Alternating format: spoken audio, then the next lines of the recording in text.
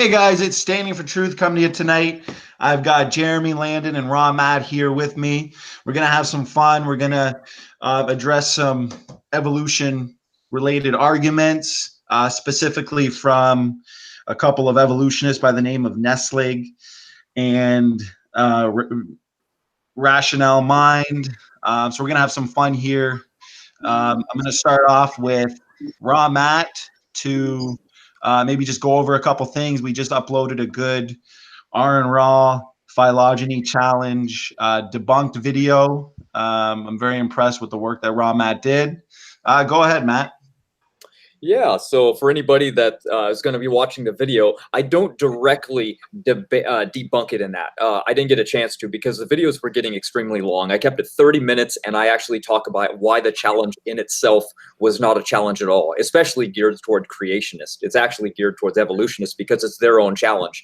And then when you break it down and you find out that the rules can be bent and broken upon just your own theory and own device, then it actually isn't really a challenge at all. So I go over a lot of that, and I tried to make it as short and appealing as possible. Tried to put in a lot of pictures for people to see so they don't get bored. People's attention span is pretty short nowadays, so got to keep it interesting. Yeah, no, I think it was a good video for sure. Actually, I'm just getting a few things ready here. We're going to be going over Nesslig's blog a little bit and kind of addressing a few things there. If you wanted to say a couple things, Landon, thanks for coming back on, Landon. How you doing, man? I'm doing well. I've just been busy running a Facebook group. I've been writing apologetic material, and I've just been monitoring all the debates. I'm trying to learn as much as I can. You know, you never really stop learning, so it's good to have a discussion with you guys. So.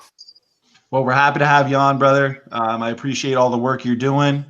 And Jeremy, it's good to have you on again, man, especially after last discussion. You really exposed those evolutionists. Lots of good feedback from that debate. People are loving you, brother. How you doing? Well, I'm doing well. Thank you for asking. Good, man. So let's get right into it here, actually. Let's see. So I'm going to share this. Landon, did you enjoy the last couple debates, brother? Yeah, I thought they were really interesting. I mean, you've been really busy with all these debates. So yeah, I've been trying to leave comments on several of them too. So good, man. Yeah. Actually, as I'm setting this up, yeah, you noticed in the Godless Galaxy debate, he was going off about a silent chicken gene that I think it's embryo related that grew teeth. Matt, you made a good point there about based on the fact that we're going down, not up, and how that relates to that. Did you want to elaborate on that real quick while I share the screen? Yeah, I think that it would be important for people to consider that diversity is very important for life to exist. And what good would it be if a human being, for example, wouldn't be able to tan when they go in the sun? We'd obviously have a huge problem with that. And the same thing, if a bird once had teeth and then they leave this general vicinity and now they have to live on seeds, for example, rather than something else, then for the species just to die so that a gene can be turned off to no longer have teeth, it seems to me to be pretty apparent that it's not going to allow a bird to turn into something else. But this is just a epigenetic regulation inside the animal. That's my take. No, that's good. Actually, Jeremy, you were saying something about epigenetic regulation and how that's kind of designed, right, by God in order to almost stop evolution at a certain state molecularly. Did you want to elaborate on that real quick? I forgot the details, but it's about a protein, and then other proteins get into it, and then the changes on that protein are limited. In a way, it's kind of like the protein is trying to prevent any evolution from happening. So I forgot the details of this, so forgive me.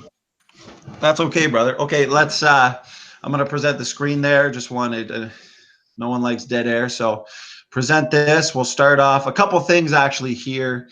It's mostly going to be the LMN haplogroups things that we're going to address.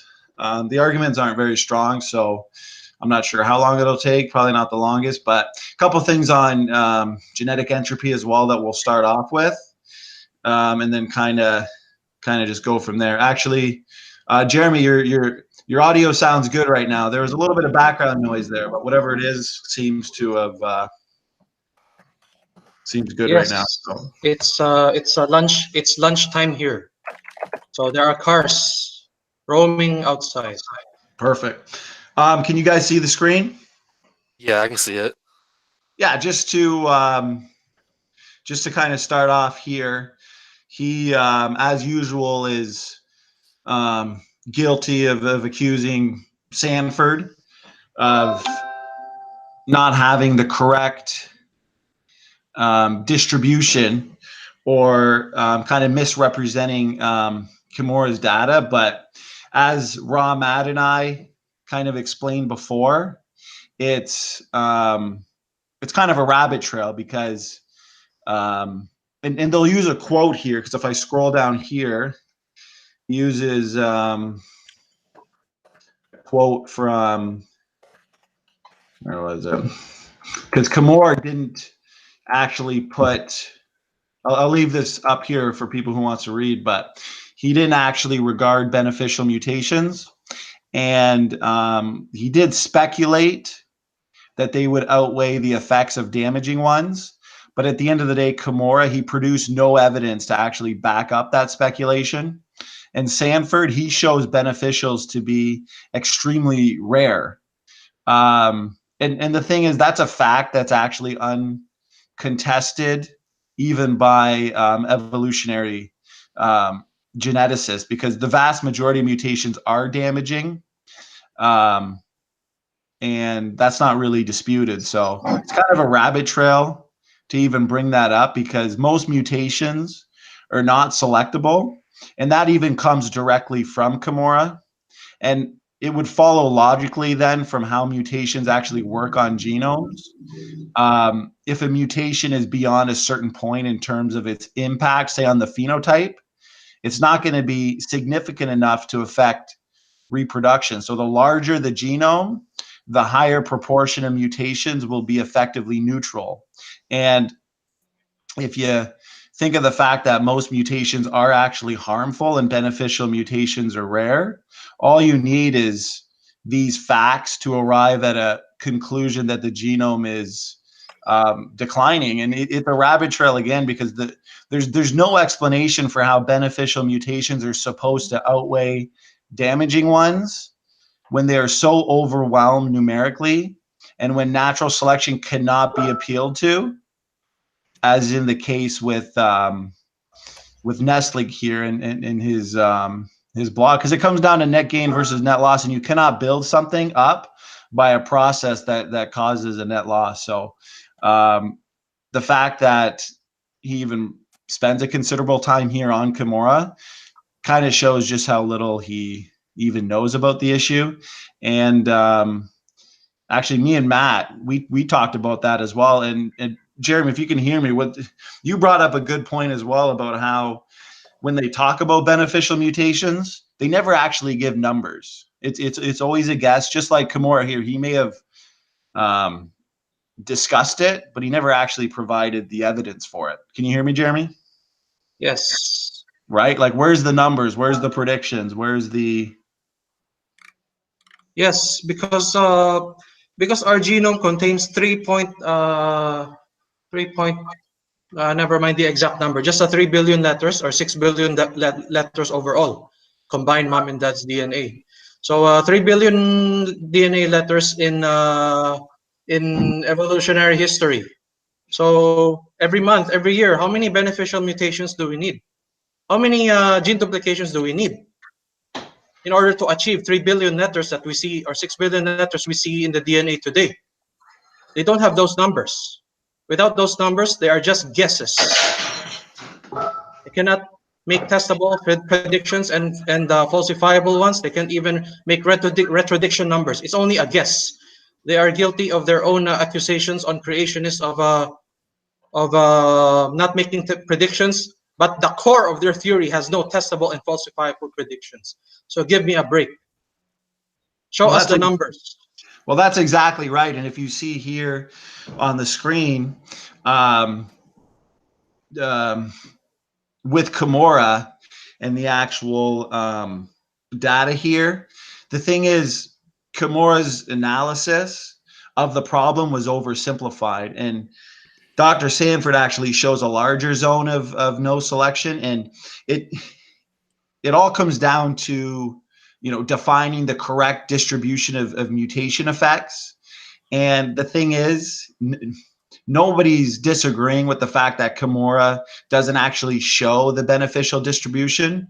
But the thing is, that's absolutely essential to the question of net gain versus net loss. And that's why Sanford expands on it. And the vast majority of beneficials will be unselectable. So I don't know why it's so difficult for them to see that most mutations fall within the no selection zone and that almost all of them are deleterious. And even here in the slide here, right, even with strong selection, this entire zone can only undergo degeneration. And then outside this zone, the substantially bad mutations will be selected away, and an occasional rare high impact beneficial will be amplified. But if it comes down to beneficial mutations, it's no help to the evolutionists. And that's kind of how weak and flawed his blog is here, because there's not much of actual substance. And Raw Matt, you're pretty good on a lot of the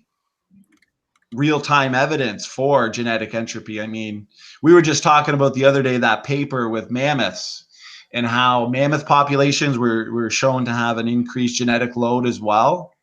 Do you remember that, brother?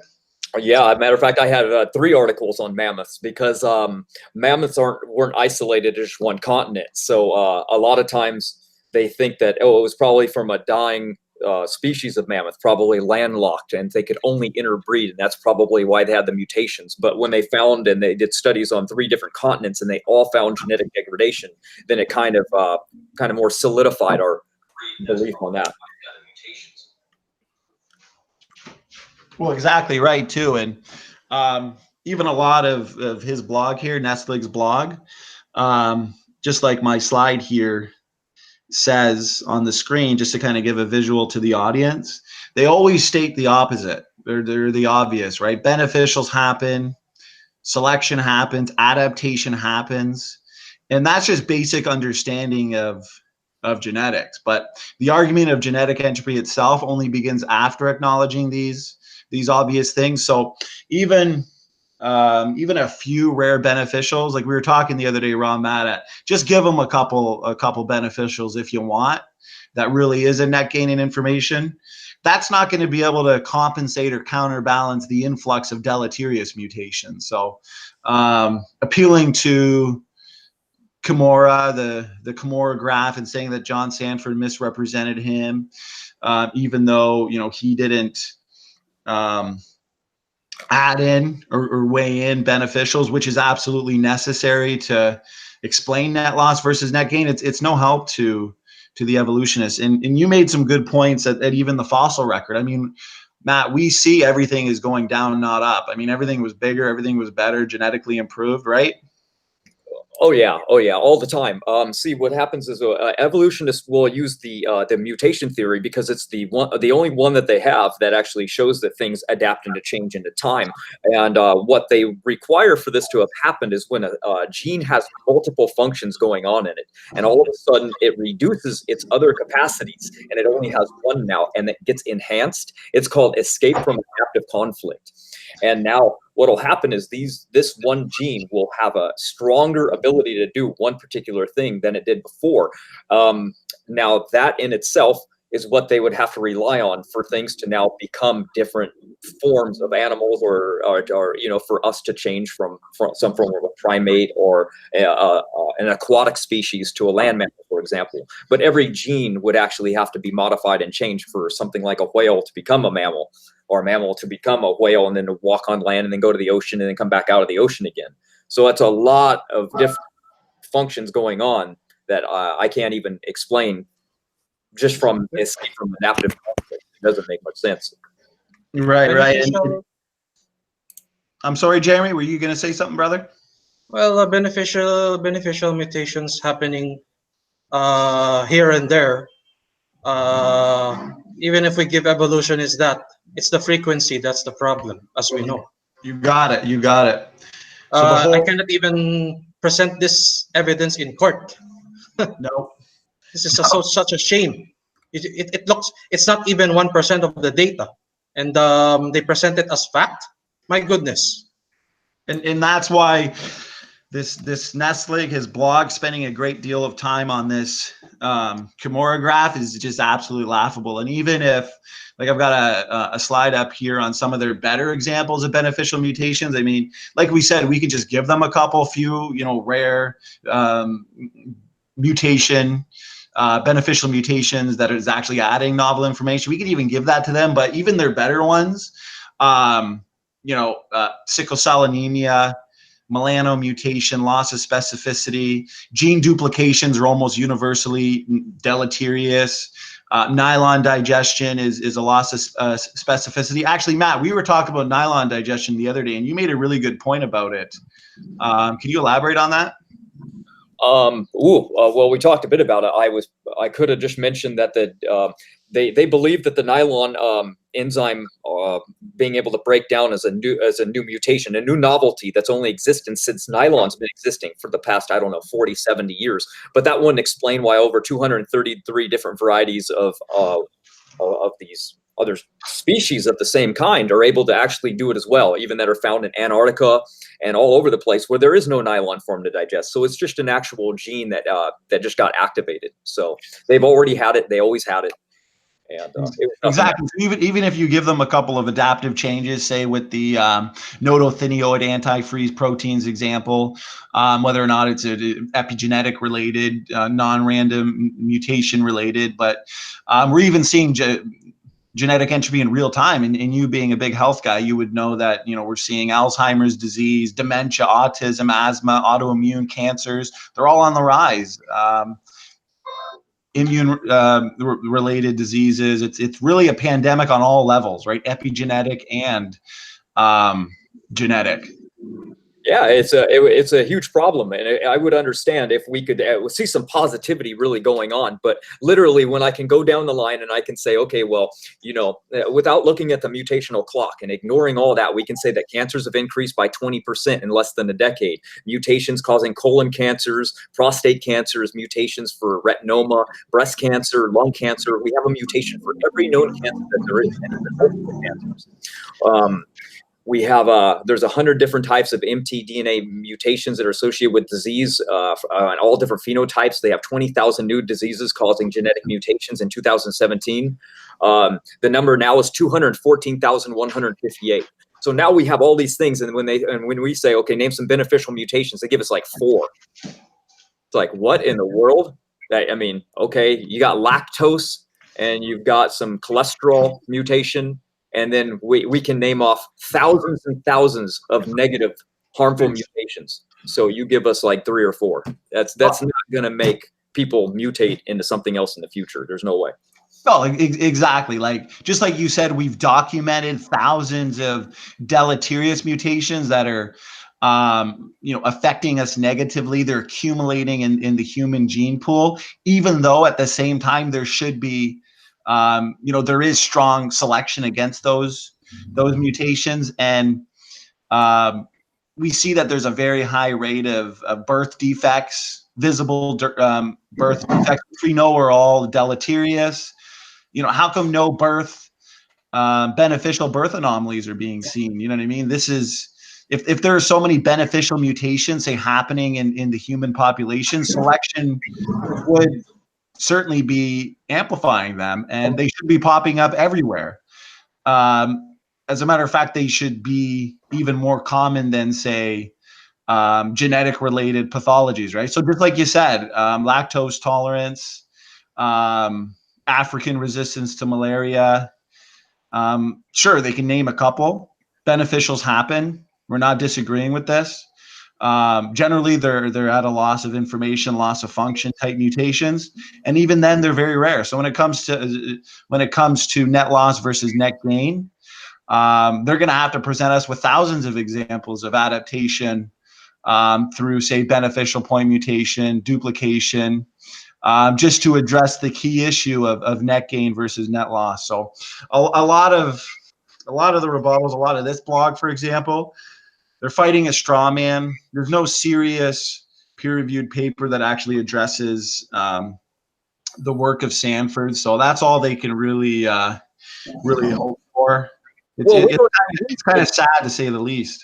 You know, we don't even need just Stanford's work. I mean, we're using his because he's directly, he made a prediction and he wants to do it. But literally, look around. I mean, we could do the nematode worms. They show a mutation rate 100 times faster than they previously thought. Matter of fact, anytime they actually line it up to their prediction of a common ancestor and then actually do observable, they find it much faster every time.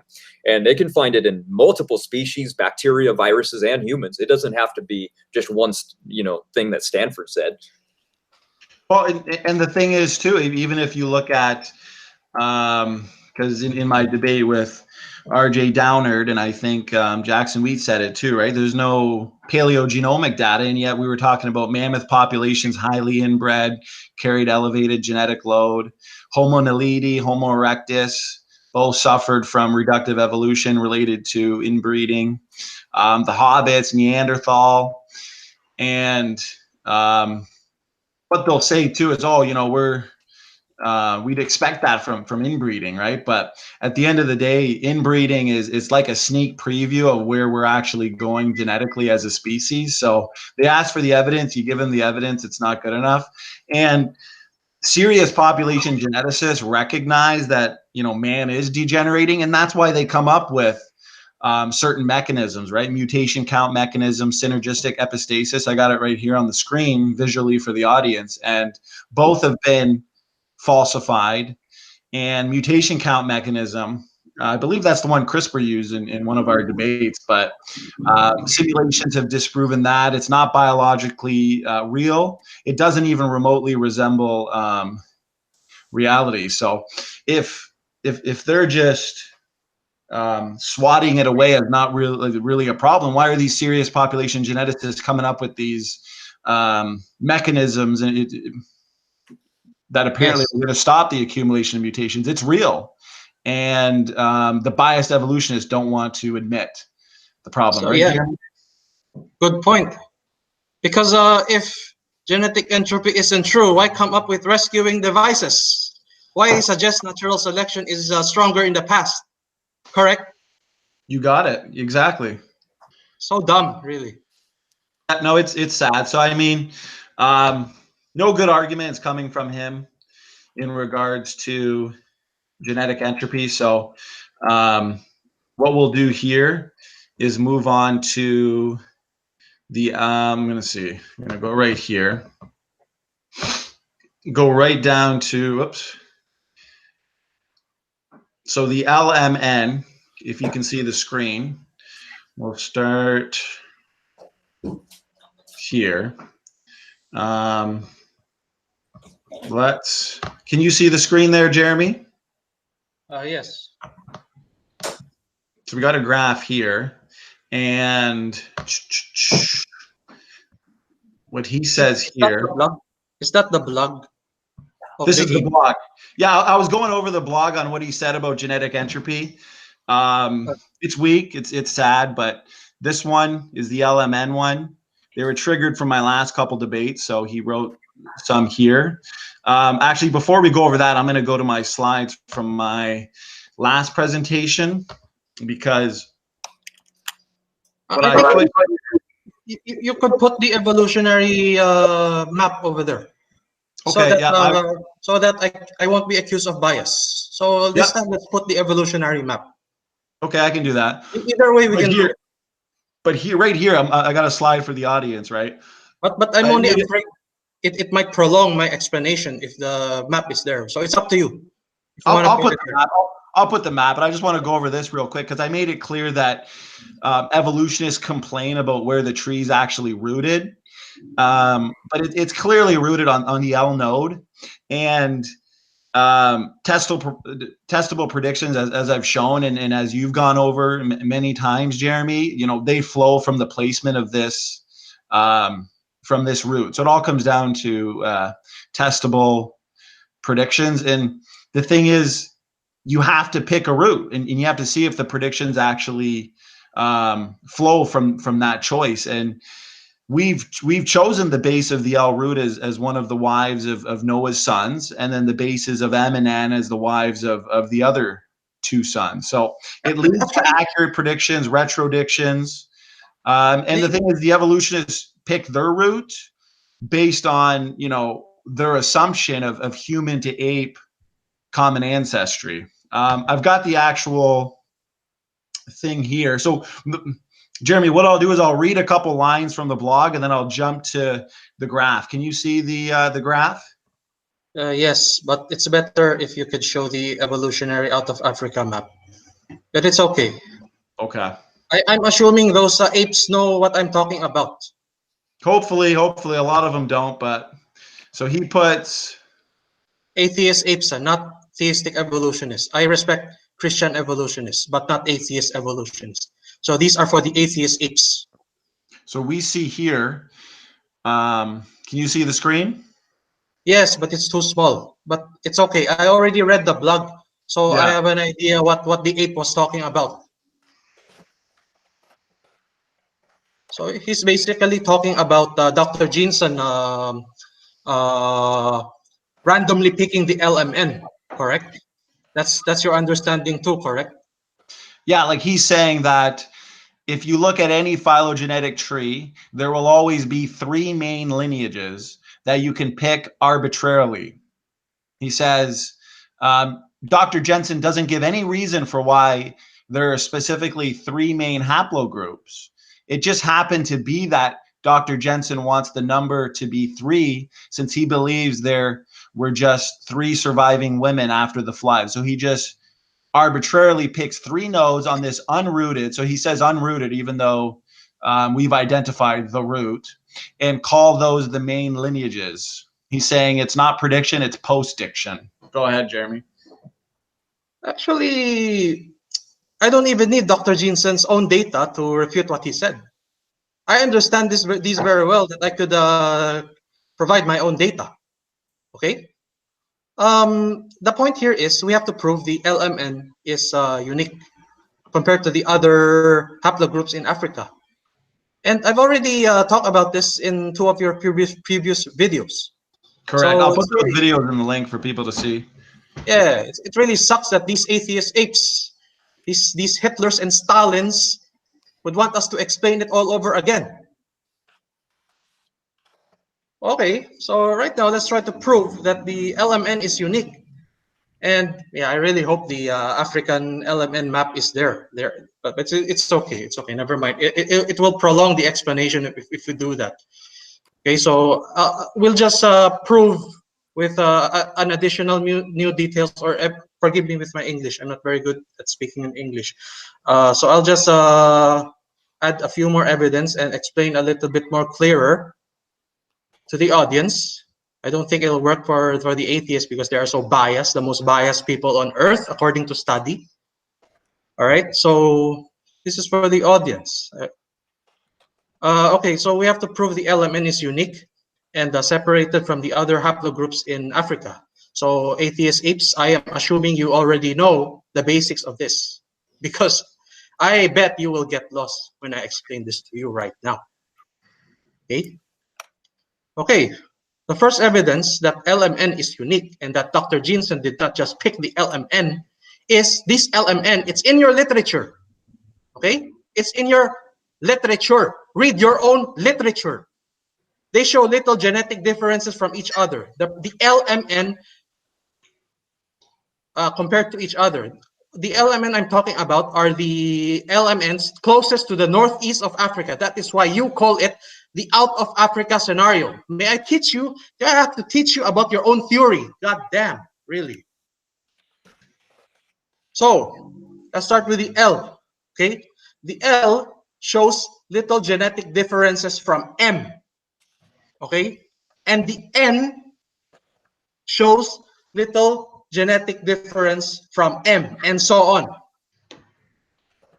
No matter how you compare the three, their genetic differences are few. Okay? And when you compare it to the other haplogroups, their genetic differences are distinctly fewer than the next closest one, which is the other L something. Okay, did you get it? When you compare these small genetic differences of the LMN to the other haplogroups, their genetic differences are distinctly fewer from the next closest one, which is another L something. It's L2, if I'm not mistaken. So the primary L in the LMN, when compared to other L's, are you following, atheist apes? So the primary L in the LMN, when compared to the other L's in the out of Africa map, shows genetic differences larger than when you compare LMN towards each other. Get it? Read your own literature. So the L in the LMN can be separated from the other L's. Okay? Because the other L's are what connects the L3 that what connects the N and M. Don't get lost here, atheists. This alone proves the primary LMN in Northeast Africa are unique on their own. This is just one. I got several more, but I will not reveal all evidence. And don't worry, I do not rely on young Earth creationist data all the time. I can do my own research. I can come up with my own data. Second way to prove that the LMN is unique. Second way to prove that the LMN's uniqueness is a question I would like to ask evolutionists, by the way. I have a question. I just wanted to stop you there, Jeremy. So it comes down to the uniqueness of L, M, and N that would validify the model, correct? The genetic differences are yeah. fewer. I'm talking about the LMN that are at the Northeast Africa, already bordering the Red Sea. Okay, right. So here's my question to evolutionists. So this is the second way to prove the LMN's uniqueness. Okay, there are 6 ways. I'll just probably use 2 here. Don't want to scare your asses off, right? Second way to prove the LMN's uniqueness is a question that I would like to ask evolutionists. You could debunk yourselves with your own answer. Where is the center of genetic diversity worldwide? Okay, they will say Africa, or I don't know. These are for the dumb evolutionists. If I were to ask a smarter evolutionist which specific part of Africa, they will say Northeast Africa. Okay, and you can even see that in their map. So I'm not misrepresenting any evolutionary data. Okay, and if I were to ask a smarter evolutionist, but a smarter evolutionist, but an unbiased evolutionist. There are evolutionists out there that are not biased. They will say Northeast Africa or the Middle East is where the center of genetic diversity is located. Okay. Okay. Now, why? My next question is, why would an evolutionist even say that? I mean, putting the center of genetic diversity on the Middle East, that sounds like the biblical Tower of Babel. Wow. Actually, not all haplogroup maps show the LMN only in Africa. There are some studies that conclude that the other haplogroups are in the Middle East, exactly as predicted by creationists. Okay? And that really sounds like the biblical Tower of Babel. Because the data is getting stronger and stronger that the center of genetic diversity can be put anywhere at the vicinity of the Red Sea. You can put it You can even put it on Saudi Arabia or Israel, depending on what you assume happened in the past. And some evolutionists even put the subgroup N into the Middle East. They separated it from the primary LMN in Africa, putting it on the Middle East. Since data is pulling us away from the out of Africa scenario, so they have to put it. They have to compromise. Evolutionists have to compromise. They have to compromise and put the other N in Africa, in the Middle East, because the data is slowly pulling us away from the out of Africa scenario. And also, Jeremy, I just want to, I'm sorry, real quick. I see very little mention in this blog of the all-important hub of genetic diversity. And Because we they know don't this know is enough. Because they don't know enough, pretending to be smart. I actually studied this. And it's very well, 2 years. And considering it's very well connected to the argument, it really shows how flawed their thinking, because proving the L, M, and N are unique is one thing, and then another is, which you covered before in the other videos, which I'll actually post a link to, L producing M and N, which you covered in great detail, correct? Yes.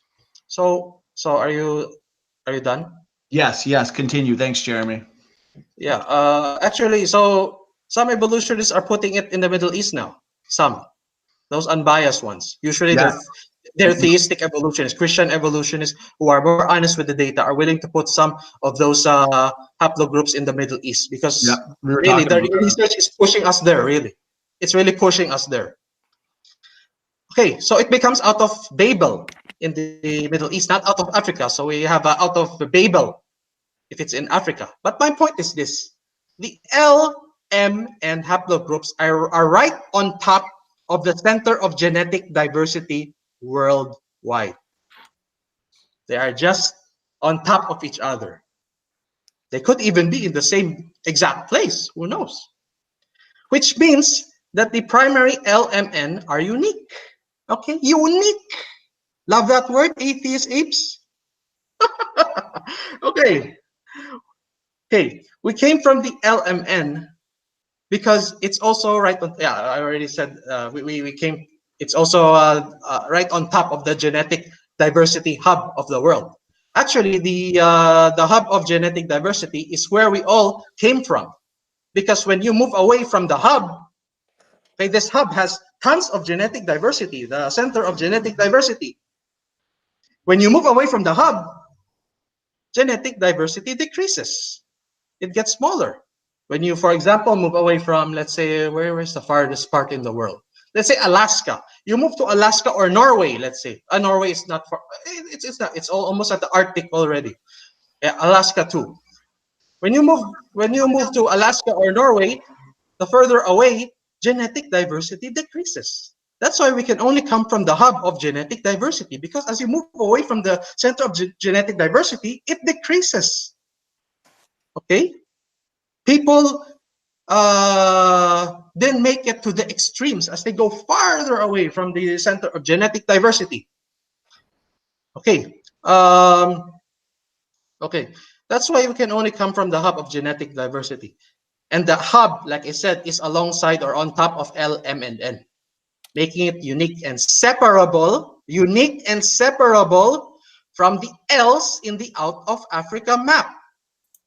And when you look at the evolutionary out of Africa map, which I hope is here, but it's not, where the other L's are, you look at the other L's, where are they in the out of Africa map of evolutionists? They are not at the hub of genetic diversity. They are away from the genetic diversity hub. It's in your own literature, my goodness. But like I said, the main LMN are right on top of the center of genetic diversity, making them unique. The LMN are at the center of genetic diversity. The other L's are not at the center of genetic diversity. That is why the LMN is unique. Occam's razor. One more thing. Moving. Okay. Sorry with my English. What was that again? One more thing. Moving away west and south of Africa, where the L's are, I'm not talking about the primary LMN, I'm talking about the other L's, L0, L1, L2. Genetic diversity also decreases. Oh my goodness. So here I give you, I thought I'm going to give you only 2 evidence, but now I gave you 3. I just changed my mind. Well, let's have a Where little fun with the them, other right? L's are, genetic diversity is also decreased. You go south of Africa or west of Africa, the other L's are there, not at the center of genetic diversity. That's another reason we can separate the L's from the primary LMN group. I got 4 more evidence, but I'm constrained because my friends here will have to talk later. Okay, so I'll only give 2. So that's another reason we can separate the other L's from the primary LMN group, because the LMN group also contains the epicenter of the genetic diversity. How many times do I have to repeat myself? Huh? Well, this will Not be the other last L's. time, right? Yeah, but actually, I added a few more data here. I'm killing them softly. So I'm adding a few data here, and I'm trying to That's fine with explain me. it more clearly to That's the fine apes. with me. Yeah. So it's really fun, slowly debunking atheist evolutionists. I think that will be all. Any more in the blog Let's see. that you want me to address? I was looking in the blog. Let me see, because he said, well, I mean, you pretty much covered this. He said as a third problem, his final problem. I suspect this Nesslig guy doesn't. I think he got all this from Ration alMind, but Yes, I remember standing for truth. The L producing MNN. That's the one. I remember in the blog. yeah, what he said exactly, just so if he watches this, he can't accuse us of not addressing it. He says the specific nodes that Dr. Jensen picked are not L, M, and N. They are L3, M, and N.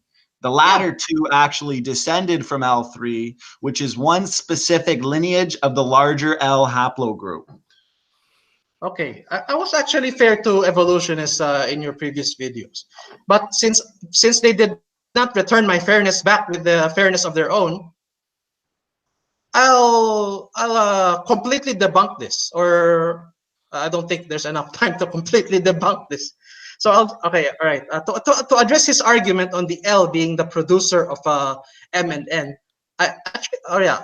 this one actually this once again shows their incredible bias of not reading creationist material.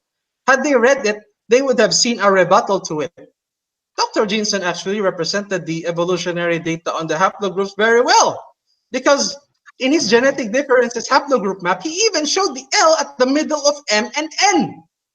And it's funny because this rationale, sorry, Jeremy, but it's just funny because this rationale guy, he's been writing a blog about Dr. Jensen and going bit by bit on it. And I've talked to Dr. Jensen about it, and apparently he's read it and he's studied it. And yet look at this bias right here. Look at this clear indication of not even reading the literature, right, Jeremy? And go ahead, I'm done. Yeah, actually, Dr. Jensen's response is different from mine, because I don't know if Dr. Jensen is limited by something with his response, but I could generate my own data because I fully understand this. So like I said, evolutionary Dr. Jensen represented the data very well, because his haplogroup map, the lines actually showed that the L is at the middle of M and N, which suggests, if you assume evolution, only assume evolution. Okay, if only you assume evolution, that the L produced M and N, because the L being at the middle of N and M in an evolutionary assumption would mean that the L produced N and M. Only if you assume evolution, that could be true.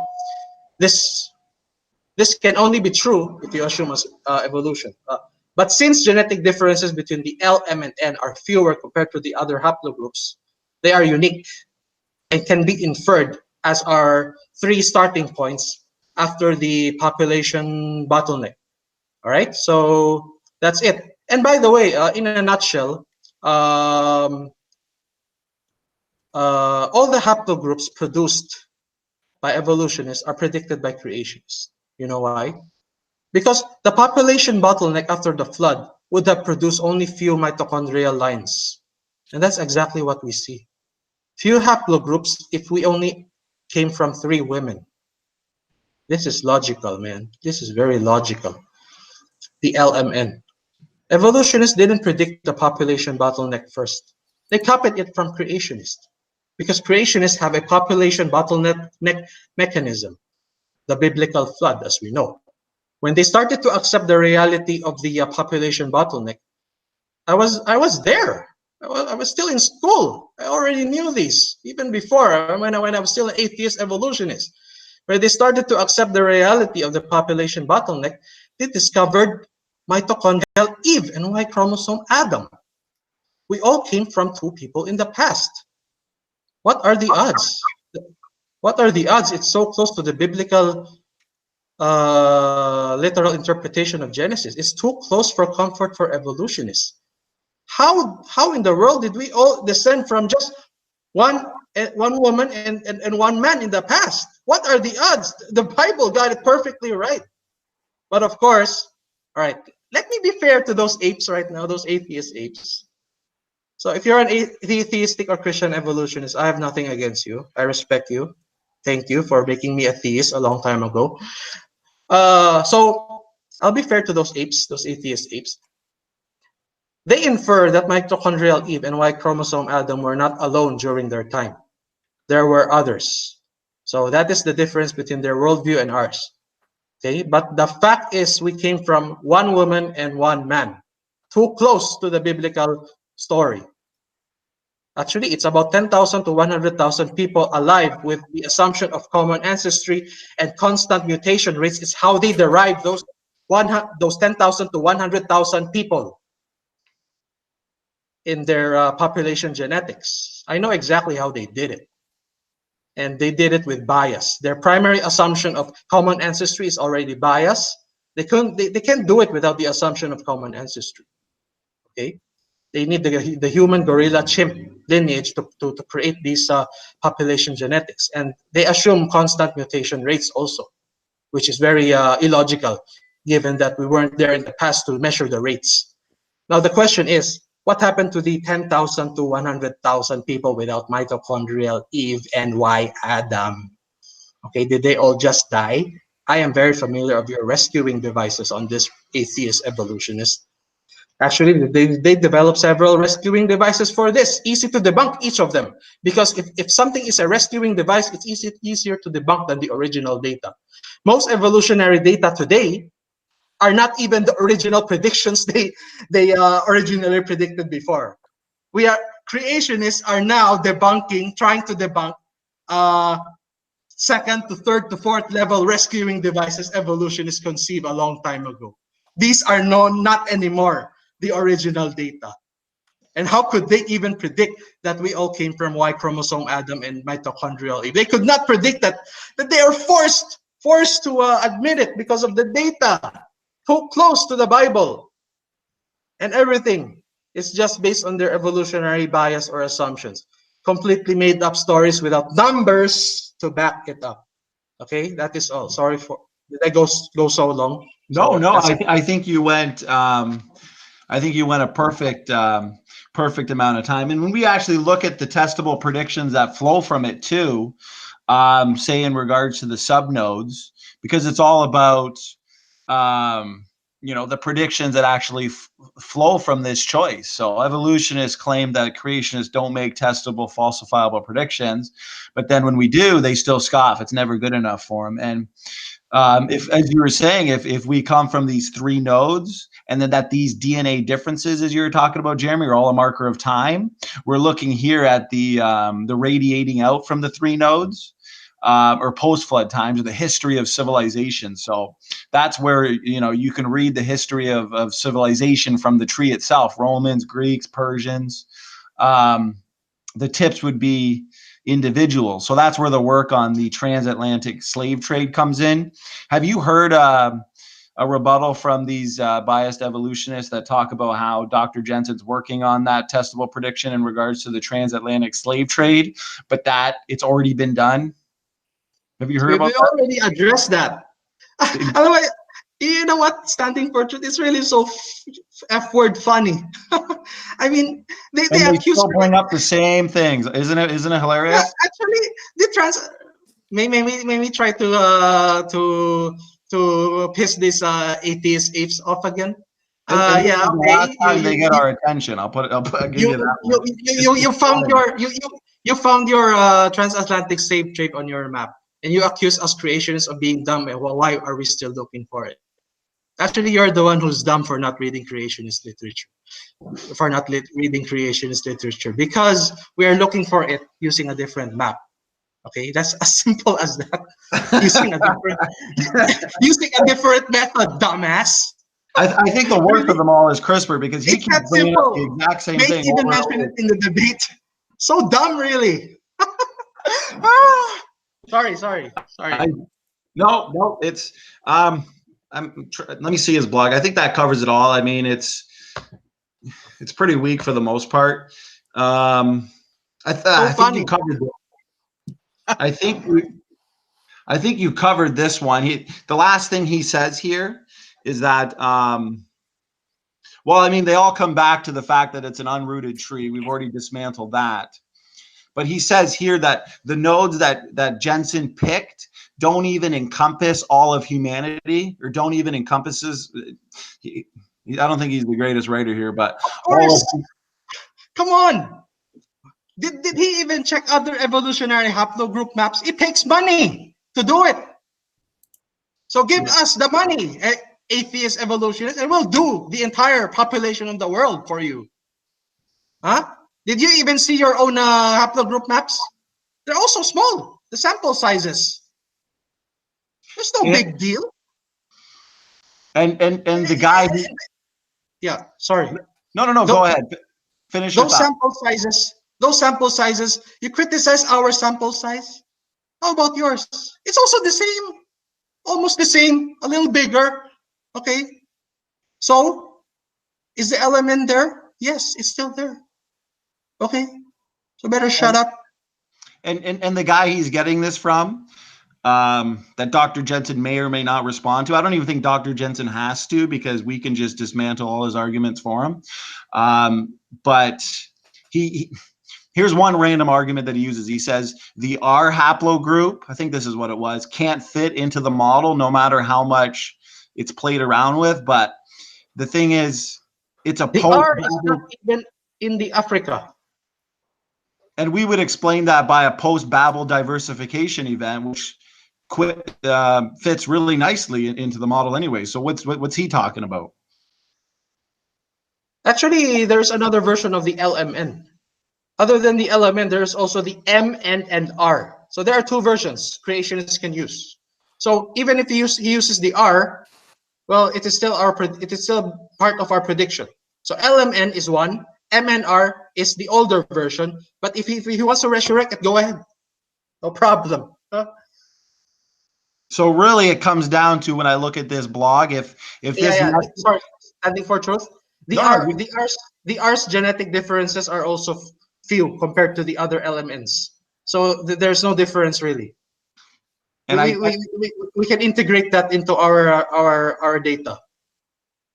I think exactly. It's easily explainable, but I think to go into a nutshell here on this entire blog, if this Nesslig guy actually paid attention to the current literature and just didn't get all his information from evolutionary bias, for one, he'd realize that it's been rooted on the L node, which means, his entire criticism is quite weak and unjustified, and you won't see Nesslig here, giving any justification for putting the root at the midpoint, unless they want to give a circular argument, as you've already exposed earlier.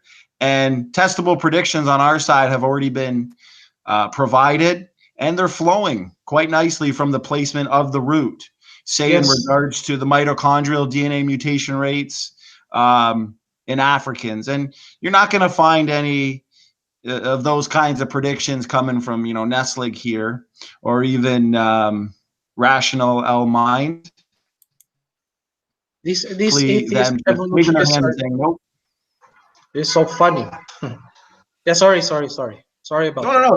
That's it. I think. Do you have any final things you want to say in regards to that? I think we covered that pretty good, and they can either like it or lump it, because at the end of the day, they're losing and it hurts. So, I feel bad for them, but no, I don't really feel bad for them, but it is what it is. Do you have any final words about that, Jeremy?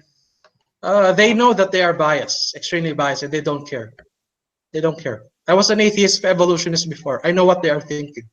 I also didn't care about my own bias against religion a long time ago. I even wanted to burn a church a long time ago. That's how much I hated religion. So I know these atheists because I am the worst of them. One of the worst of them.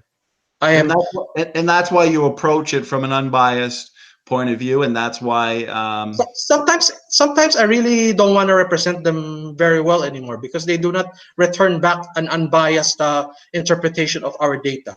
So if I'm fair to them, they should be fair to me, but they are not. So F word. Yeah, no, I agree with you, brother. That was actually Landon. If you're still here, brother, I know that you had a few things to. Do you, Raw Matter, Landon, have anything to say in regards to that? And we can certainly move on to something else. I don't have anything really in particular to say about that. So. How about you, Matt? Yeah, I mean, I could always say something on it. I mean, frankly, the evolutionists that's probably watching this right now will just say, well, okay, maybe that's just a coincidence. Yeah. So the diversity can just be centered at the Middle East. But then now they have to rationalize the other things that are also correlating events, like the fact that humans are 99.9% genetically related, or the fact that not only is it the diversity of all people from the Middle East, like right there, but then everything's genetically deteriorating, kind of like what we're talking about. Then the fast mitochondrial clock and the mutational buildup of all the diseases.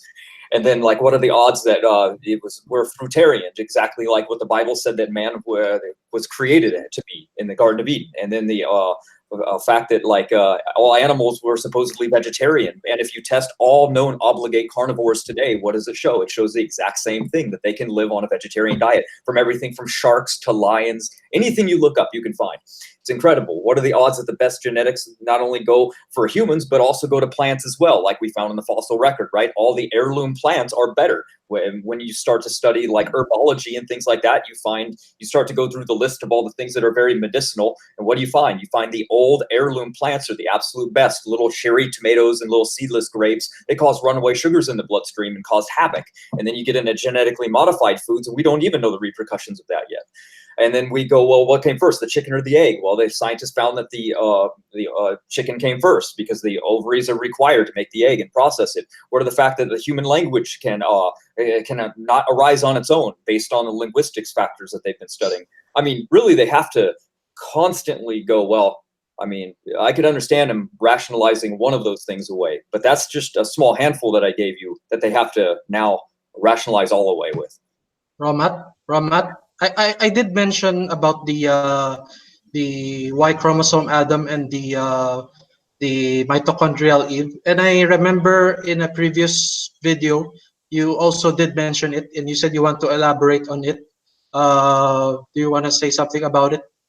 On the Y chromosome, Adam? Yeah, anything that I have not mentioned.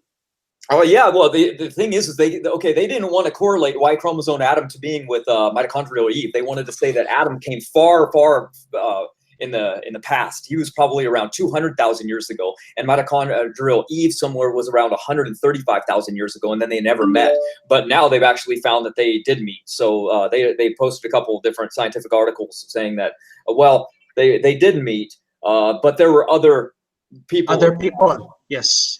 Yeah, but they have to invoke again numbers that come out of nowhere, because we know now that if you actually break down and do the math, that the odds of all of these other people now existing at that time, they've even done the math. They presume it was around either 5,000 women or 15,000 women that were alive when mitochondrial Eve was. Okay, let's just say that that's true. Okay, now we have on average 10,000 women, right? 10,000 women that are alive 135,000 years ago or so.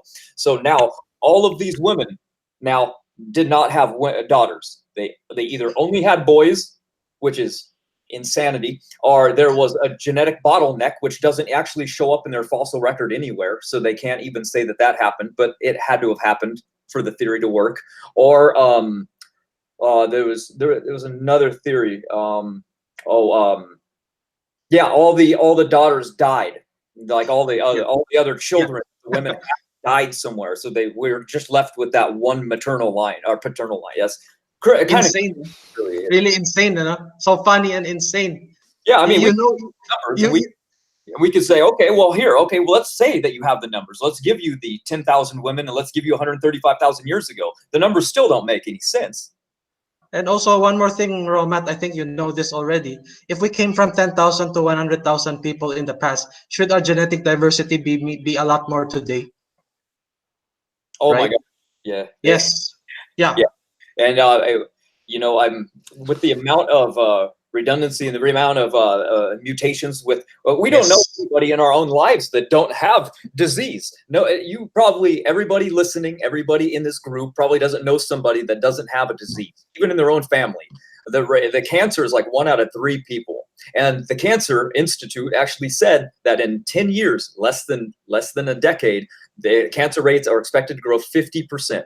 That means 1 out of every 2 people will have cancer. That's incredible. So if we're getting better and we're evolving to all this nonsense and disease, then why in the world is it killing us at such a vast amount of rate? Now they can say, well, we're living longer, but that's not the case. We've actually been plateaued, and we've been going down in the last few, in the last 40 years, we've been going down a couple of years. So it's not like extended life. 50% of all cancers are actually in people under 49 years of age. So again, the numbers just don't make any sense. Yes, the genetic diversity should be a lot more if we came from 10,000 or 100,000 people in the past. Oh yeah, But I mean, exactly. The deleterious let's just say neutral mutations, right? They build up in every living species there are, including humans, right? So if you were to say, okay, well, there's all this neutral mutations. Well, we can track those now. We can track how many generations they go back. Well, they just disappear at a certain stage because obviously they don't go back hundreds of millions of years. So what happened? Well, obviously there was a bottleneck. Of course there was. A bottleneck that kills absolutely everything except for just a handful. Right. And let's not forget another study. Actually, these studies keep on coming in. Atheist evolutionists will of course try to use their bias and evolutionary assumptions to counter it. This study actually also suggested that most mutations that we observe today only came less than 10,000 years ago. You familiar with that, Romat? Or Standing for Truth? Anybody? Oh yeah, that's the article. 90% of. No. This is different. That most mutations today that we recognize only came recently. Yeah, I've heard about that. Yeah. Oh yeah, London. Yeah, good. Can you elaborate if you remember? I forgot the details. I forgot the details. It was like within the past 5,000 years, they said that's when most of the mutations accumulated, and like before that, there weren't nearly as many mutations. I think it was something like that. Okay. So it fits. It fits. It's just Jeremy, can you see the screen? Yeah, but it's so small. It's just like it's just too close for comfort for the evolutionists, right? Like it's all the evidence is 100% consistent based on a literal interpretation of Genesis. Too close for them. They hate it, right? I mean, we see low genetic diversity. Most genes come in 2 versions. 1 mitochondrial DNA ancestor, 1 Y chromosome ancestor. And these all stem from biblical Adam and Eve predictions and Noah's flood predictions, right? Only a few mitochondrial DNA lines, the 1 Y chromosome line, and evidence of rapid population growth. It's so close. It's just too close to the evolutionary data. It's as if evolutionists are proving creation. Seriously. Seriously. It's too close. I know what the evolutionists say on each of these. And it's really so close. On almost each of these, they have rescuing devices.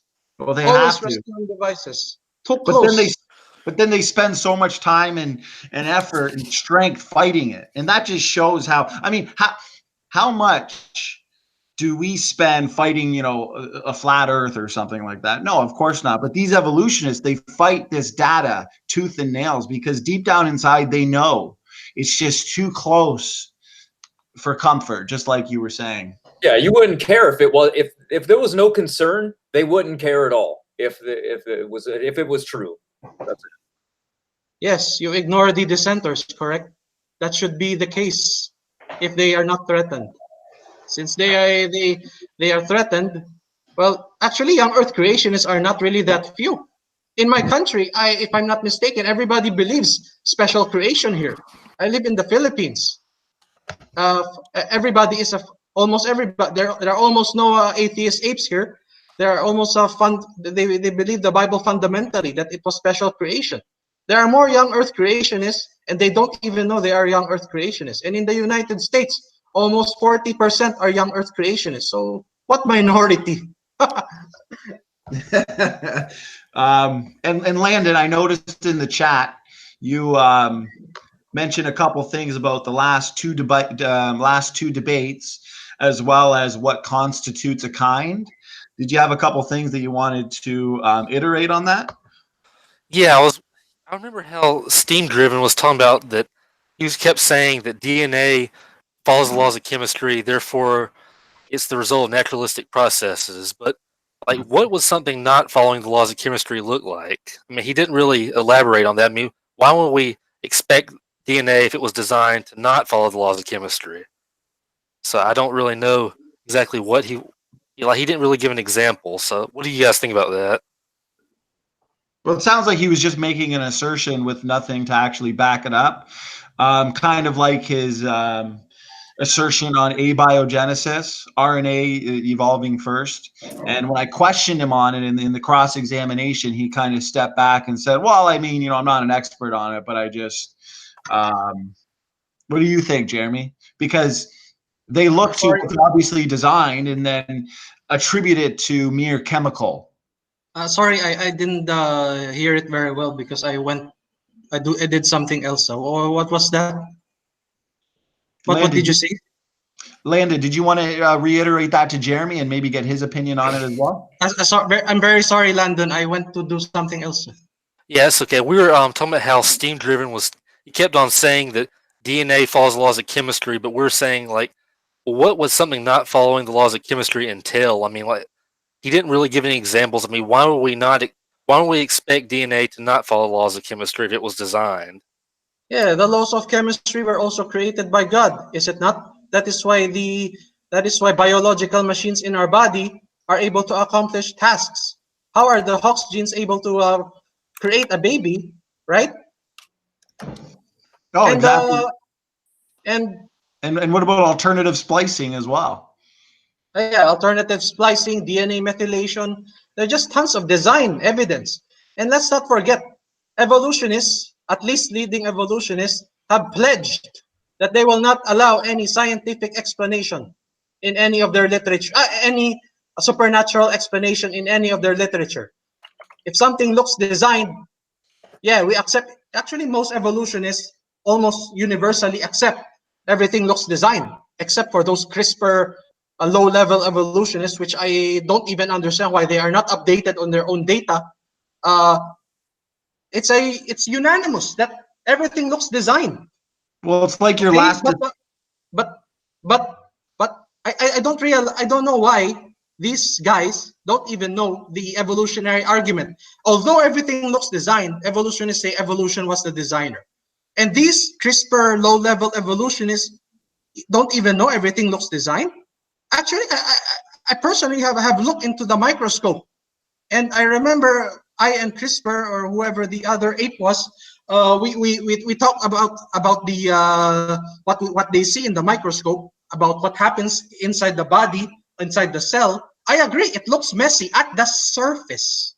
At the surface, it looks messy. But when you look at the details of what this is doing and how coordinated and how highly targeted they are on their responses, they certainly look designed. No wonder why even the most diehard evolutionists agree everything looks designed. But of course, they credit evolution as the designer, right? Yeah, you're It really looks absolutely right. designed. When you look deeper, they're only talking about the surface.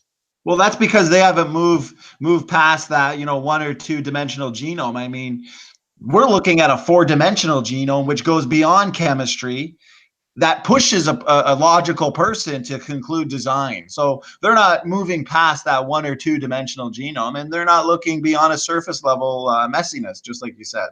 I think Yes. that I think that like they rely on methodological naturalism, and it's just even if the evidence points towards the designer, they automatically deny it though because they just say no, we can't allow anything supernatural. But I mean that's where the evidence is leading towards the designer. So I mean they really need to kind of throw that out because I mean they need to go where the evidence leads. I mean that's Well, You're well, right, Landon. Actually, because of the strength of the design argument, evolutionists have to concede that everything looks designed, but they have to say that the designer is either evolution or aliens. So those are the two most popular possibilities of the designer. Either evolution was the designer or aliens was the designer. And for theistic evolutionists, of course, God is the designer. So that's all right. That's all. well, just like your I mean, just like we were talking about alternative splicing that shows Yes. clear design beyond anything that evolution can do, right? How did each exon learn how to manufacture different proteins? And it's more Um, than that. Yes, it's more than that. Standing for truth, there are well, there are sequences besides the exon, in close and they're proximity. regulating the exons, right? Yeah, they are instructing the exons. Actually, there is a level of design that is really boggles the mind. I don't know if boggle is the word English. It's the correct English, but alternate splicing when it was discovered was a huge shock for the evolutionary community because they always they always ask themselves, and I even saw the papers, how could just 22,000 proteins manufacture over 100,000 how could 22,000 protein coding genes manufacture over 100,000 or more different types of proteins, right? Yeah. So evolution has no answer, but instead design has answer. Alternate splicing was the answer. It was a big shocker. It's not just that. There's still DNA methylation. There's so many. It's everywhere. Design is everywhere. Well, we could talk about it. I mean, even DNA redundancy, right? How did evolution know we die without DNA redundancy? Evolution has such a short yes. foresight, right? Yeah, redundant elements are very important. Like a backup system like that. And how did the repair mechanisms of DNA evolve? Well, they have come up with a story. Well, once again, it's just a story without any numbers, without predictions, without predictions. And those repair mechanisms are very targeted in their response, very highly regulated. It's as if they are machines of their own. yeah, like well, I was gonna add like how if you look at like the kinesin protein and like how they act like living organisms themselves. I mean, they're not even considered alive; they're just parts of cells. I mean, it's just so amazing. I don't know how you can look at something like that and not infer design. So Yes, it's too obvious. That is why the scientific community agree everything looks designed, but they have to say evolution did it. Well, the thing is, but these atheistic evolutionists, they just have to chalk it all up to messiness, chance, blind, unguided processes. I mean, in your discussion that you did, phenomenal in Jeremy against scientist Sam, CRISPR and them, immutable. I mean, immutable, for example, is bringing up phylogenetic systematics, and Yes. you're asking him a simple question on how to build these Yeah. trees, nested hierarchies. He has no idea. Sam had no idea. You had to ask him what 10 times. Three times. I'll give you just one example of a genetic marker. Actually, they look down on BioLogos. In fact, BioLogos is one of the top evolutionist organizations in the world. BioLogos does research on genetic markers. which are some of the best evidence for evolution, and yet they don't even know. What a shame, really. What a shame. And Dr. Veneman's book has several genetic markers, which Jackson Witt in your debate used. Really, Biologos is weak. Just because Biologos is a Christian organization, they cannot accept Biologos. And it was founded by Dr. Francis Collins, as we know. And when you compare the achievements of Dr. Francis Collins and Richard Dawkins, it's a ratio of 10-1. As he was the head of the Human Genome Project before, which gave us all these data of DNA today that we are studying. Really? Yep, sorry. That's okay. And Biologos actually uses these specific genetic markers and has stronger arguments than people like scientist Sam, CRISPR, immutable, he's got no idea. And then they just stop. It's like you had to ask him 3 times for the answer, and he had no, well, I can't just, name them off the top of my head. Name us one genetic marker, buddy. None. He couldn't give even one. Really?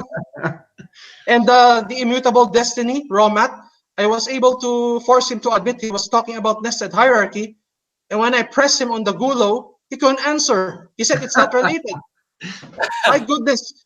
And he's in trolling all the time. I mean, the guy wants to debate again. Just go watch our last 2 debates. The guy has no idea what he's talking about. You got their experts, Sam and CRISPR, stumbling all over themselves to answer your question. I could have destroyed CRISPR too, if I didn't went the Dawkins book way in the previous debate.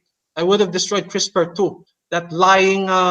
He said about he talked about the Preston gene, correct? And let me ask him, how many nucleotides are there in a gene? I should have asked him this. He would have said 1,000 or more. And there are more than 500 bases. Those are the identical ones those are the identical nucleotides that are identical to the bats. How could that happen in evolution? Precisely identical. And evolutionists use, and some evolutionary genetic markers to prove ancestry only use 330 nucleotides to infer common ancestry. But this Preston gene has over 1,000. So if you can use 330, why can't we use more than 1,000? Sick. I should have cornered you, CRISPR. And molecular analysis of the protein Preston you're talking about puts whales and dolphins squarely with bats, and just shows how much convergent evolution is a rescue device for them. But really, it's just a way to explain the inconsistencies in their phylogenetic trees. Let me ask you, Jeremy, how come you think, say, for example, scientist Sam there, how come he wasn't aware of his own evidence? You think he's not up on it, or like, what do you think about that? For example, I remember in your debate with CRISPR, and CRISPR did admit his focus is not evolutionary biology, correct? He said his focus is on cancer. Do you remember this, Standing for Truth? Yes, I remember. That was, I think, our 3rd debate.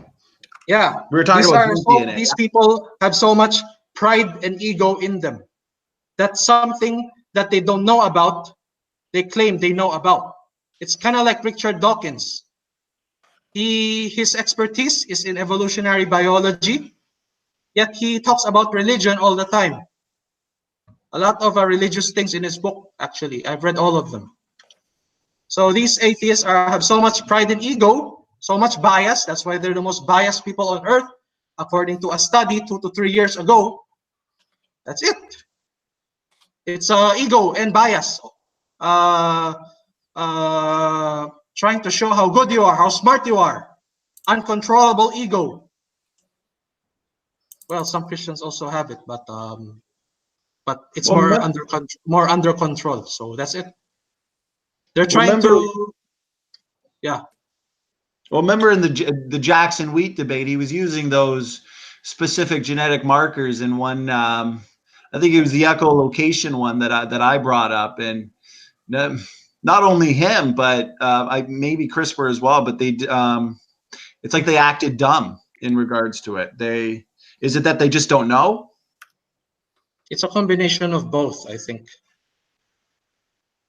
And then they want to scoff at biologos who has the research to that. Yeah. Landon, did you have anything, any other input that you wanted to give in regards to either those debates, or I think you were talking about kinds? Yeah, we're in the discussion we were talking about chicken teeth, and it made me think about how like the variability, built-in variability of kinds would allow for features such as chicken teeth, or like evolutionists don't really realize like how much a kind can constitute. Like, for example, I use this example a lot, like a glyptodont, which is an extinct prehistoric mammal, a nine-banded armadillo, and the pink fairy armadillo. Like they would all be of the same kind, and there's very large, Right. wide-ranging morphological differences. So, I mean, we would expect maybe some birds to have teeth. That's just something I kind of want to add in, Yeah, that's not really like, for example, when Godless Galaxy was talking about that,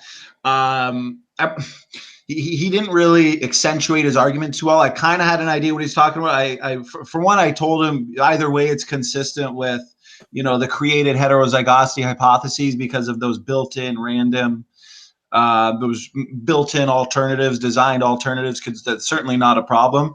And if we were talking about pseudogenes, well, now we know based on, well, I mean, we only speak less than 5% of the DNA language, but what we do know is these pseudogenes, a lot of them for the most part have significant functions. So either way, it's no problem for us as creationists. Standing for truth.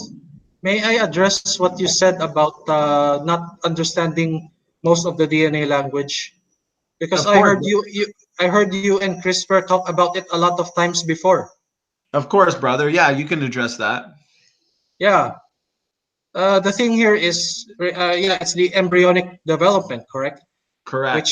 Which CRISPR said, oh, we know a lot, we know everything. Okay, CRISPR or any other smart-ass evolutionist who's trying to be smarter than they actually are. There are many parts of the body, many types of cells too. Give us the precise DNA sequence, where they are in the DNA, and what they do, everything. Okay? As in all parts, everything in the body, as in everything, 100%. Don't give us less than 10. Give us everything. I know CRISPR sent us, if I'm not mistaken, 3 to 4, and those are not even deep details. Those are only almost basic details. It's only what these Hox genes are doing here and doing that. And how do we know how the Hox genes do it? How do we know how the Hox genes precisely shoot off these genes to go wherever they want to go during embryonic development? So give us all the parts of the body, even a mole. Tell me where the mole is in the DNA. Okay? Tell me where the mole is in the DNA. Everything. Facial hair, everything. The precise sequence and what they do during, all right? Let's see how far you go with this. I have checked your literature. I was there even before you checked these. There is none. You can only provide less than 10. I assure you. Well, you could ask them. I mean, how many times did I ask them?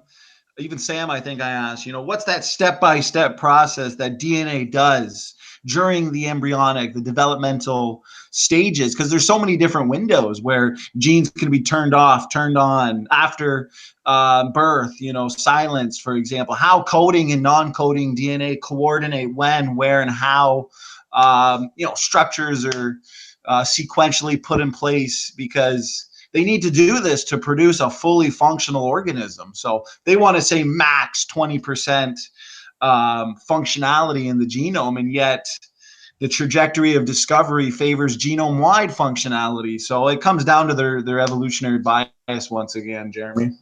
Yes, you're exactly right. They would also have to explain how DNA methylation is able to precisely control which genes to turn on and off, and so on and so forth. There's just too many things that defy explanations, that you will have to surrender that it must be supernatural, but they won't accept that. You cannot completely explain a supernatural creation using natural means. That is why there are so many guesses that is why there are so many guesses in evolutionary literature, because you cannot explain a supernatural creation using naturalism only. They are not thinking. They are not thinking outside the box. And let's not forget the great science founders like Newton and so on, Pasteur and so on. They were all supernaturalists. It was the atheists who hijacked science and made it into naturalism only. Well, exactly. And even in regards to the DNA language that we're talking about, we'll go on and debunk some of their pseudo genes, right? The egg yolk gene, we can, and we can go on and on, but what's most important too is that, preliminary, we make that statement clear, biochemical evidence for function. It doesn't just exist for, say, the 1 or 2 or 3 examples of pseudogenes that we can discuss and debunk. It actually exists for at least 80% of all the pseudogenes in humans. And the thing is, that extra 20% could still be found to be functional in, say, some tissue or under some condition yet to be studied, right? Because many of these non-coding RNA genes, say like pseudogenes, could only be expressed under certain conditions. So to say that, max, like I know CRISPR says max 20% genome-wide or functionality in the genome. I mean, it's just so biased in really shows a lack of understanding of, for one, epigenetic regulation and silent genes turning on and off and everything you're saying, because it seems like this non-coding DNA functions much like a computer. So I don't know how they can not admit that junk DNA really is a myth. It's been overturned, but they don't want to admit it. Yes, most top level evolutionists have conceded already regarding junk DNA. I mean, from Biologos to Richard Dawkins. Remember, you opened up Richard Dawkins changing his mind during your discussion or debate the other time. I'm sorry, can you repeat that? Sorry, Jeremy. Yes. You did mention in your previous debate that how Richard Dawkins changed his mind. Yes, actually, I read this. Oh yeah. With Godless Galaxy, on how he said it's an embarrassment for the lack of functionality in the genome, all that junk. And then after ENCODE released its, preliminary biochemical evidence for function, suddenly he said, oh, it's exactly what we'd expect given evolution. So it's just hilarious. Actually, in that debate, Godless Galaxy, he didn't even fight the data of junk DNA being overturned. So, but then you got people like, CRISPR scientist Sam, they fight it. No, it's still all junk. Well, you don't got, Richard Dawkins, he changed his mind there. You got Francis Collins, you got Godless Galaxy, he didn't fight it. Jerry Coyne also. And PZ Meyer and so on. Every leading evolutionist, I don't know why these low-level evolutionists like CRISPR cannot really so funny, these guys. Well, even in this blog, he this Nesslig guy, actually, that's good that we had a little section here on junk DNA, non-coding DNA, and how it coordinates and the trajectory for further discovery of functions, because he goes on and on in this blog about, my claims on junk DNA and ENCODE, and we just spent a good portion here exposing their bias in regards to the data. Standing for truth, do you know what was the first or second article released by biased atheist evolutionists after ENCODE? I forgot the title, but in the first paragraph of that article, they say television sets. No. It's a different one. But the television sets is the technical version of this article actually. Okay. They actually said these ENCODE researches, and not the exact words, all right, but not the exact words, of course. These ENCODE researchers should have used evolutionary assumptions. They should have been biased. That's something. They said something like that because they say the genome cannot be dysfunctional given evolutionary history.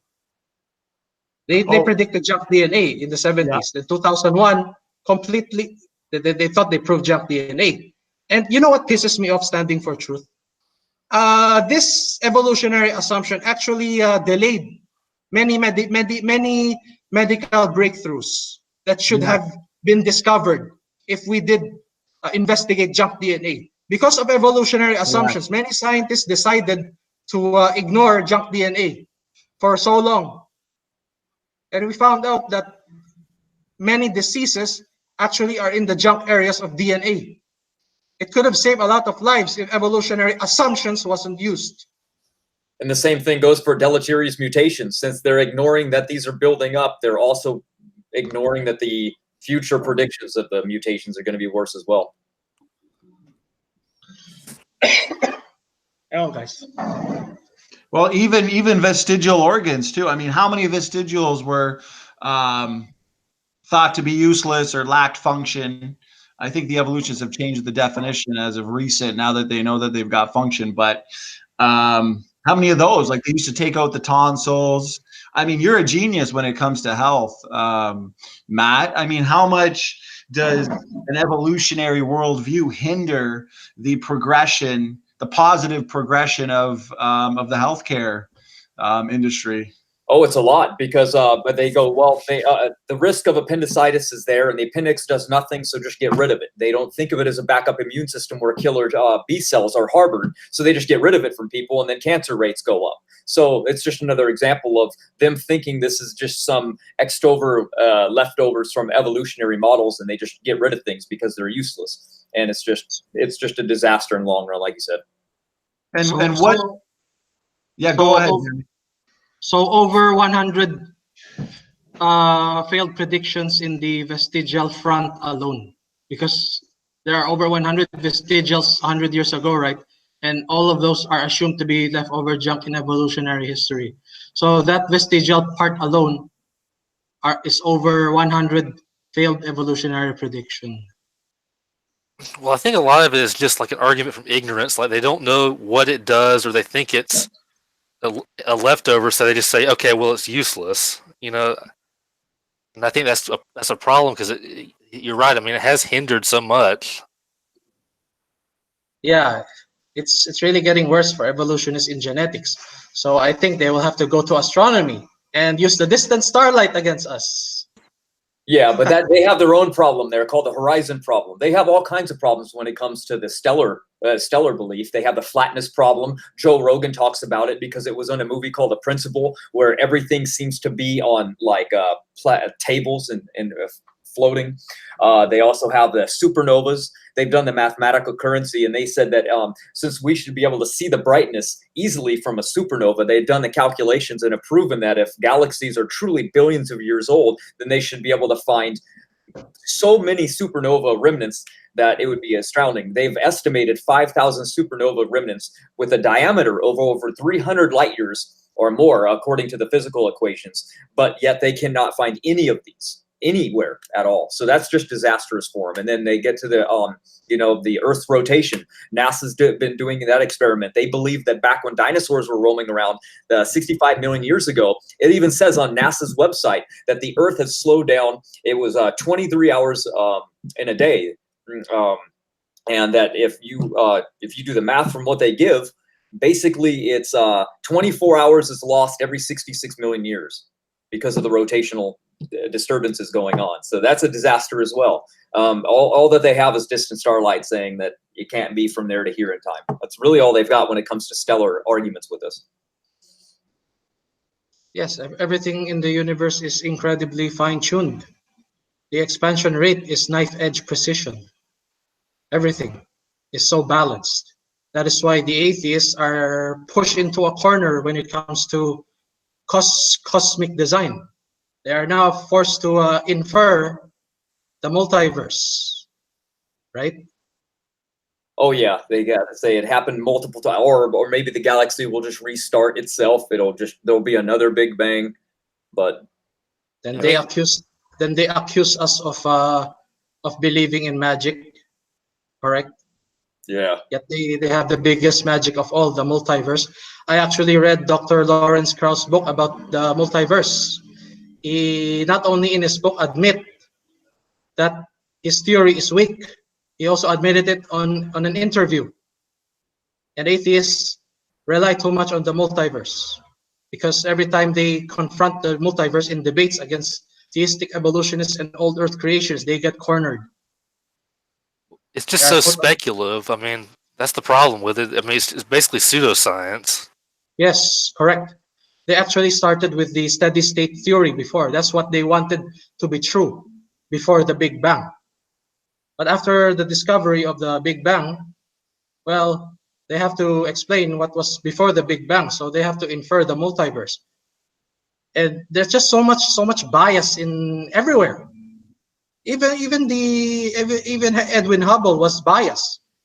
His telescope, his preliminary data from his telescopes when he was looking at distant galaxies was that everything was moving away from us. Redshifts are getting more redder as it gets farther apart from the Earth. That strongly suggests that we are located in a very special location in the universe. But since he cannot accept a supernatural origin, he cannot accept that our position in the universe is special.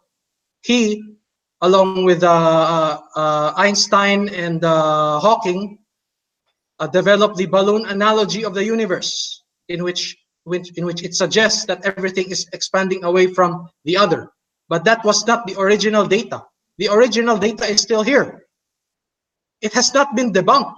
You cannot debunk it because if you have a large enough telescope, you can see those galaxies moving away from us from all directions. So the history of bias is really the history of bias. So Yeah. yeah, yeah, Landon. Oh, you can go ahead. Yeah, you were saying?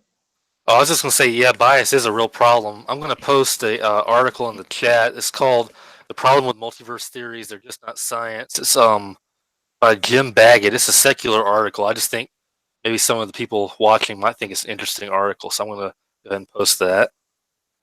But Landon, we know that their favorite argument against young Earth creation is distant starlight. Yeah. Yeah, and they think we have no solution to that. Well, even in, for example, Dr. Russell Humphreys, right? He's made testable predictions on, I think it was the magnetic fields of planets, and they've been proven true. And his model of gravitational time dilation, like I gave an answer in Jackson Wheat's debate, and I listened to a little bit of an after show afterwards, actually, with this Nesslig guy and Jackson Wheat and Drag, and they had no idea how to explain away what I said. So what they say is our biggest problem actually has a very nice, neat explanation. Yes, actually, gravitational time dilation completely solves the distant starlight problem. Actually, gravitational time dilation uses a general relativity. And the general relativity was Einstein's idea, and it is the interaction. It is the interaction of interaction of gravity as a result of space-time being occupied by mass or object. General relativity, actually, in the gravitational time dilation model, two types of general relativity were used. The one I just mentioned, and the other one is that general relativity. Sorry for my English. Also shows us that the clocks of an object at the center of mass would tick much slower than objects being spread away from it at high speeds. So if this is the center of mass, for example, we put something there, and then by some natural or supernatural means, everything from stars and galaxies were spread away from it at high speeds, okay, very high speeds, because if the speed is so slow, it will not cause enough effects for gravitational time dilation at the center of mass. So the expansion speed should be very fast. And according to secular astronomy, we have observed the expanding universe. It is proven. Young Earth creationists also accept the expanding universe model. So we are seeing remnants of that massive expansion which God did in the past, slowing down as time goes by. Okay, we see evidence of gravitational time dilation. Even on the Earth, we see effects of gravitational time dilation. Higher elevation, clocks are faster. Lower elevations, clocks are slower. Right? And the expanding universe model is also in the Bible. When God said 17 times that he stretched out the heavens, or he expanded the universe. What an incredible scientific fact in the Bible, written over 2,000 to 3,000 years ago. How could those ancient people even know the expanding universe model? Right. Okay, so these are giving us clues on how God brought distant starlight here on Earth in a short amount of time using general relativity. They are full of science. This is almost purely scientific. There are some assumptions, of course. A scientific model cannot be complete without making certain assumptions. But the assumptions in this model are only few, and they're reasonable. Like, for example, we would first have to assume the Earth is at the center of mass. But just like you were explaining earlier, that's that can be confirmed observationally. Yes. Actually, there are two versions of gravitational time dilations. The first one is simple. The other one is highly complex. Dr. Russell Humphrey's model is the very complex technical one, and his friend also has a model, but it's a less complicated. It uses only one of the two. That's Dr. Hartnett, right? Yes, Dr. John Hartnett. He only uses one out of two of the general relativity that Dr. Humphreys used. His solution to distant starlight is simple. I already mentioned it, because general relativity shows us that clocks of an object at the center of mass would tick much slower than objects being spread away from it at high speeds. So he infers that God created the Earth in a small space first, and then allowed the stars and galaxies to expand at high speeds away from the Earth from all directions.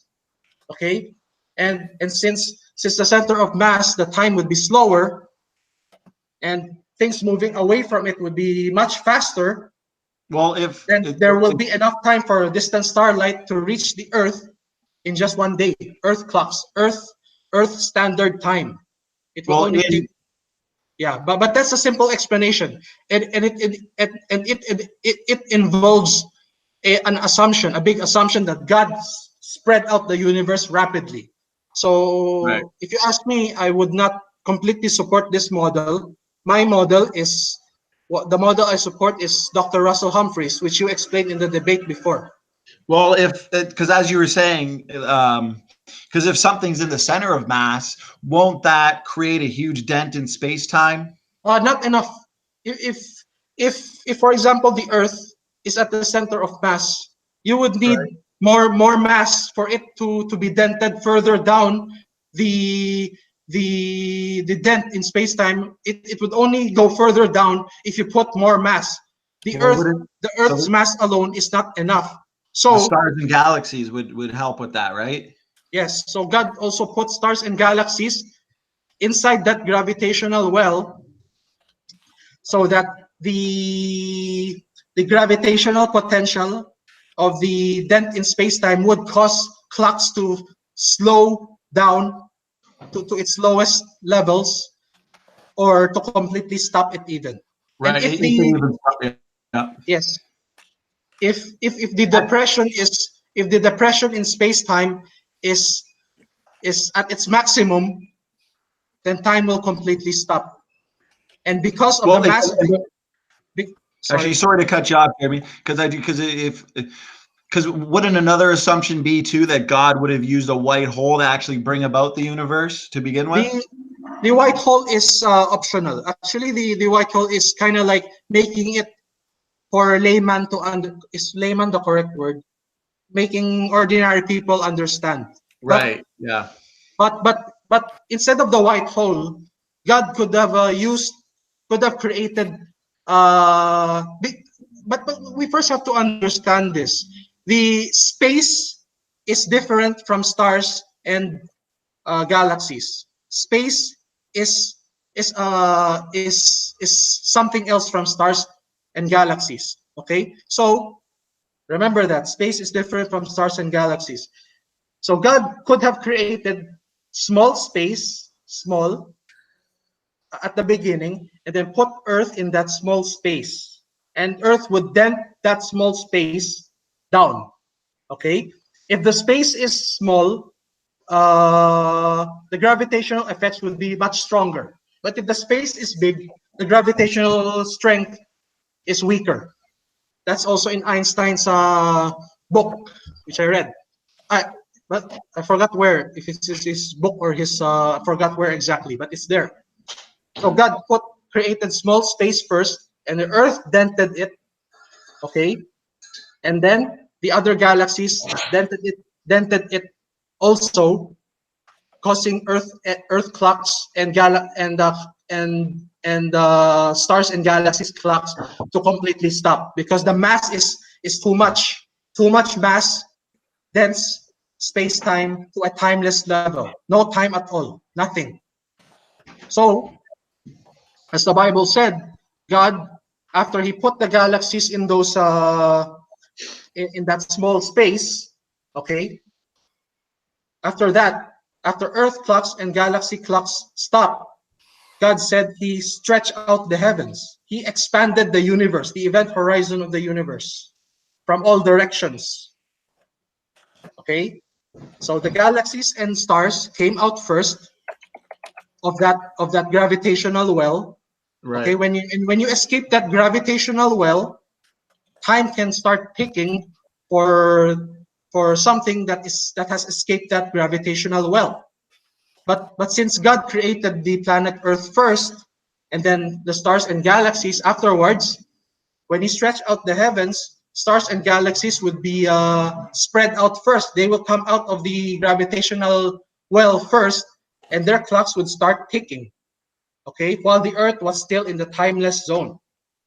So when the clocks in the universe started ticking, their light also started to travel.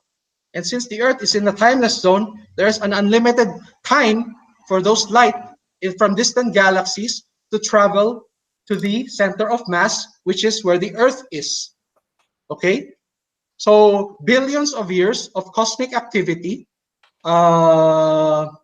happened when you measure cosmic clocks, but on the Earth, and then as God continually spread out the universe, the Earth finally came out of that gravitational well. And when the Earth came out of that gravitational well, time started to tick. But since the universe, stars and galaxies first came out of that well and had billions of years of light, billions of years of cosmic activity, along with distant starlight, when the Earth came out of that well, light was already here. So, if you ask Dr. Humphreys, how old is the Earth? He will, and the universe from Earth's standard time, okay, he would say, yes, what Genesis said, just 6 days. Just 4 days when the universe was created. But if you measure clocks from distant galaxies, it would have been billions of years ago. This model actually explains everything, as in 100% of secular data.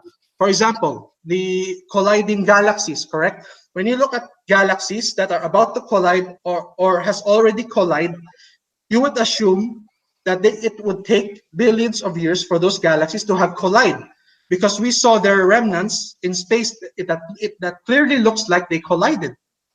All right? And since Dr. Humphrey's model allows for billions of years of cosmic clocks, so is the collision of the two galaxies a problem for young Earth?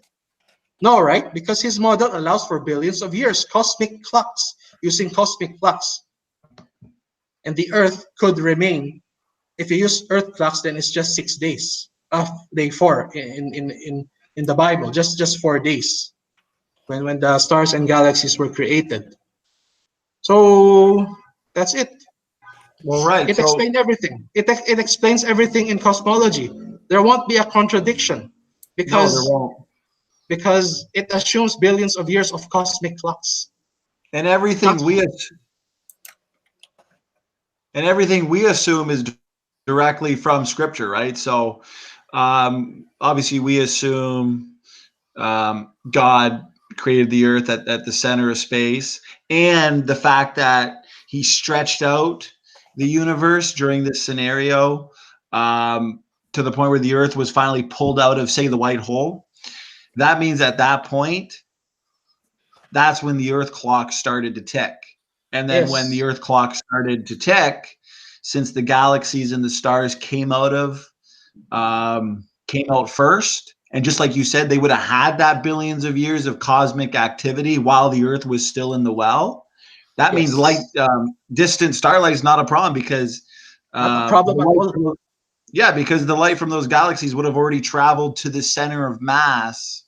While the Earth was still in the timeless zone, when Earth Right. clocks were stopped. Right. Yes. And It's a highly complex it is. model, but it It also is. makes assumptions. But its What its doesn't? assumptions Right? have evidence to support. So young Earth creationists have no problem at all on any of the sciences. Distant When I was starlight. when I was researching it a little bit, I was wondering what Hugh Ross thought about this, because like you said, it 100% solves the problems. And from what I've seen, I'd have to confirm it, but supposedly Hugh Ross didn't want to do a debate with Russell Humphreys, and Russell Humphreys was willing. And Hugh Ross had some objections and stated, I think it might have been in the debate with either Ken Hovind or with Dr. Faulkner, that he had objections that Russell Humphreys didn't or couldn't solve. But it turns out Russell Humphreys did solve the problems, and he's got many papers addressing all of the objections and just showing how the model is really, really sound, really, really strong, and solves all the cosmological observations. Actually, standing for truth, the Hugh Ross Dr. Humphreys thing is more complicated than that. Actually, Dr. Hugh Ross, which I respect, I learned a lot of astronomy from him. He actually addressed what Dr. Hartnett said. He actually confronted Dr. Hartnett's gravitational time dilation version, not Dr. Humphreys. Yes, yeah, he didn't confront. I think he did. He did, but he could not confront it very well. Right. When he confronted the gravitational time dilation model of Dr. John Hartnett, his argument was basically, which I also agree, has the effect of gravitation, has the effect of the expansion of the universe really enough to cause the time dilation needed for the Earth to be young, but starlight already here. So Dr. Hartnett is still doing the math, okay, but like I said, I do not support his model very well because it's too simple. All right. Yeah. But so that's what Dr. Hugh Ross actually confronted successfully so far, but it's not debunked. It just needs more calculations on how the effects of time dilation is to determine if the effects of time dilation is enough or not to cause a young which is why. But the Dr. Humphreys model is no. I've read the papers. Nothing. It's right. There's one objection though. That is that there's only one real objection that makes a little sense, but it's not from Hugh Ross. It's from somebody else, because the gravitational time dilation of Dr. Dr. Russell Humphreys, has to assume that the Earth is at the center of mass, or that our galaxy has to be at the center of the universe. So these cosmologists who are against gravitational time dilation are trying their best to prove that our location is not at or near the center of mass. And they provided some evidence. And of course, Dr. Humphreys also has evidence to counter those evidences. He has four primary evidence to prove that we are at or near the center of the universe, not at the center, but at or near the center of the universe. And his first evidence is none other than from Edwin Hubble himself, that everything in the universe is expanding away from us. Okay? And if you're an evolutionist, you would use the rescuing device to counter this, which is the balloon analogy. But the initial prediction, the initial discovery was everything was moving away from us. And Stephen Hawking even said that he cannot accept that idea because he has to hold on to his evolutionary beliefs. He actually said that. He actually said that. Oh yeah, and even Edwin Hubble also said that. And those atheists would accuse us of quote mining. Well, I read the book, and after actually the chapter or the paragraph text, after Edwin Hubble said that he cannot accept that we are in a special location in the universe, the next book he wrote was trying to solve this problem, and he came up with the balloon analogy, because he cannot accept his own preliminary his own data, right? So that's one evidence that even today we can still observe everything moving away from us. And there are a lot of problems with the balloon analogy, which I have no time to really explain here. And for those who love the Big Bang, well, I did respect the Big Bang for a while because I was a Christian evolutionist before. But the more I look at it, it's getting weaker and weaker. It mostly depends on funding these days. You have to believe in the Big Bang in order for you to be funded in NASA or something. It has become as biased as that. That's a good point. And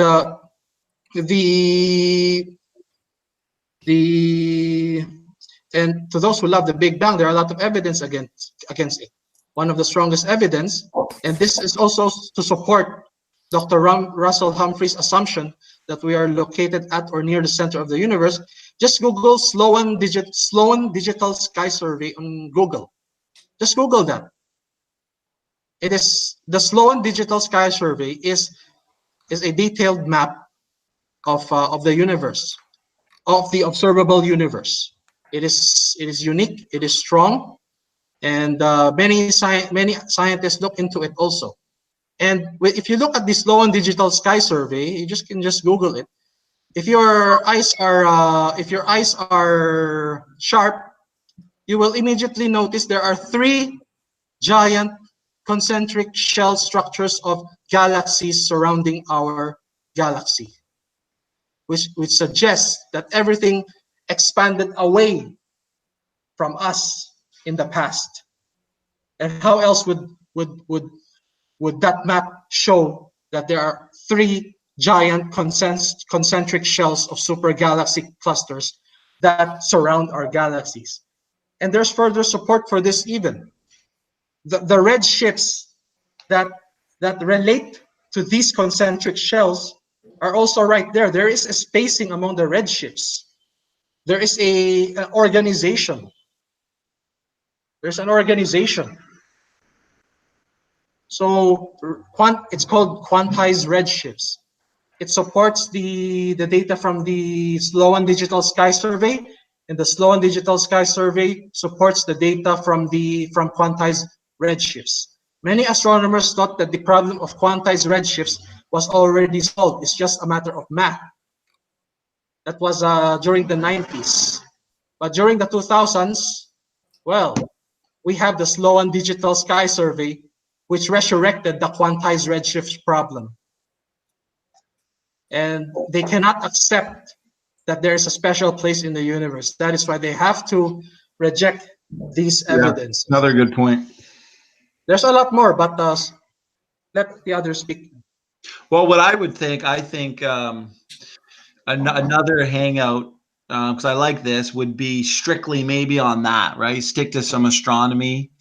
We can talk more about the distant starlight. I think tonight was a good success. We addressed, you know, objections to genetic entropy, objections to LMN haplogroups, objections to the ENCODE research, functionality in the genome. We've even addressed distant starlight problems.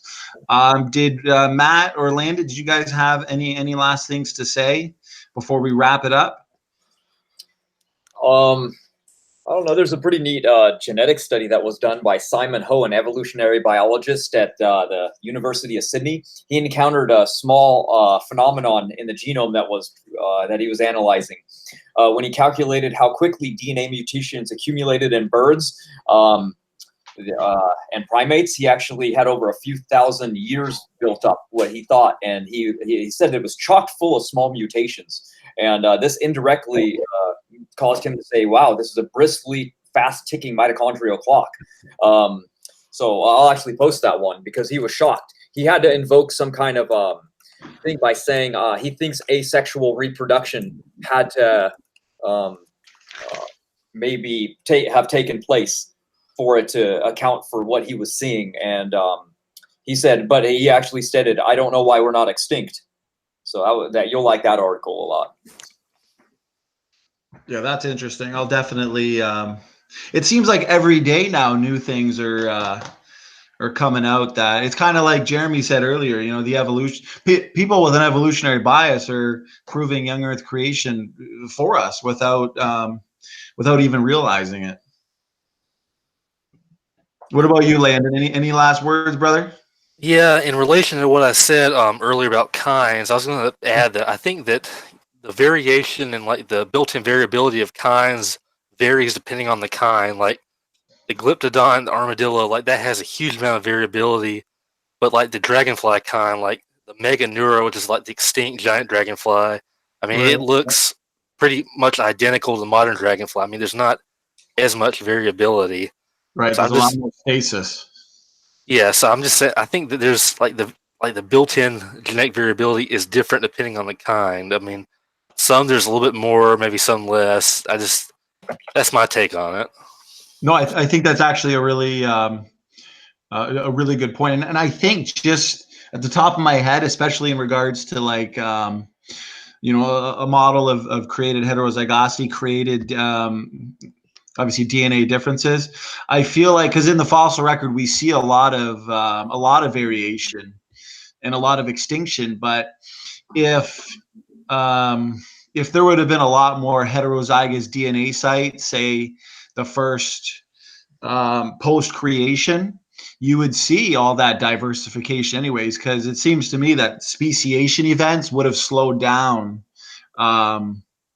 now versus say post-creation or even post-flood. And it seems like that's exactly what we see in the fossil record, which means actually that just brought another thing to mind too. When the evolutionists are looking at the fossil record and looking at because of all that, you know, diversification, they can really line up anything they want and try and build some type of transitional progression. But really all that is like you said, Landon, it's built-in variability based on different environmental pressures. Like I know Matt was talking about the nodothenioid fish that I know Jackson Wheat was bringing up. These genes are turned on in the cold water. Why would anybody think that God wouldn't build in these designed alternatives in order for his creatures to adapt to different environments? That's what makes sense. Yeah, there's also that I think it's the Italian wall lizard. Like they placed it in a different environment, and it like it had the genes for a certain organ that it needed to digest the food in that environment, and You're right. that was expressed after a while. Exactly. A lot of these can be attributed to non-random design changes, you know, and because they come about quick at times, it seems like with those wall lizards, it's better explained through non-random genetic changes versus evolutionary changes. Yeah, I agree. You know what? I think tonight was a success, guys. We'll do another one. Today's Sunday night. Hopefully, sometime near the end of the week, maybe Thursday.